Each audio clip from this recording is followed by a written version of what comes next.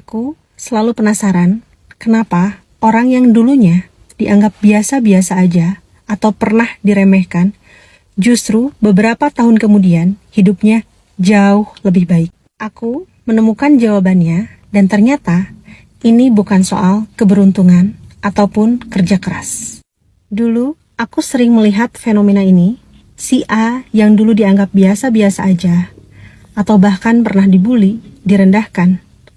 Tapi beberapa tahun kemudian, justru ia yang paling berhasil. Si B yang paling lantang meremehkan orang lain, justru beberapa tahun kemudian hidupnya biasa aja. Awalnya aku pikir ini bagian dari kerja keras. Tapi ternyata gak sesederhana itu. Sampai aku membaca buku Think and Grow Rich dari Napoleon Hill. Dan ternyata motivasi aja itu gak cukup.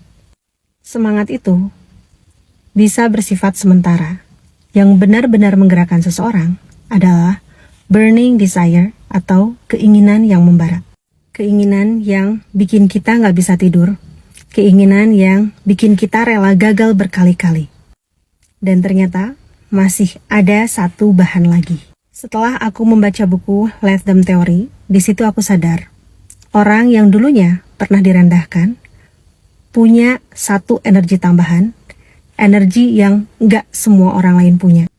Namanya anger atau amarah. Bukan marah yang destruktif, bukan marah yang ingin balas dendam, tapi amarah yang dikonversi menjadi bahan bakar. Kemarahan yang diam-diam berkata, aku gak akan selamanya di posisi ini, dan aku gak akan hidup sesuai dengan label yang kamu kasih.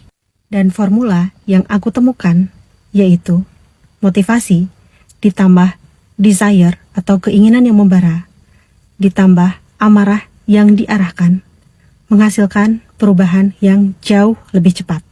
Mungkin itu sebabnya orang yang dulunya direndahkan justru bisa melesat lebih jauh.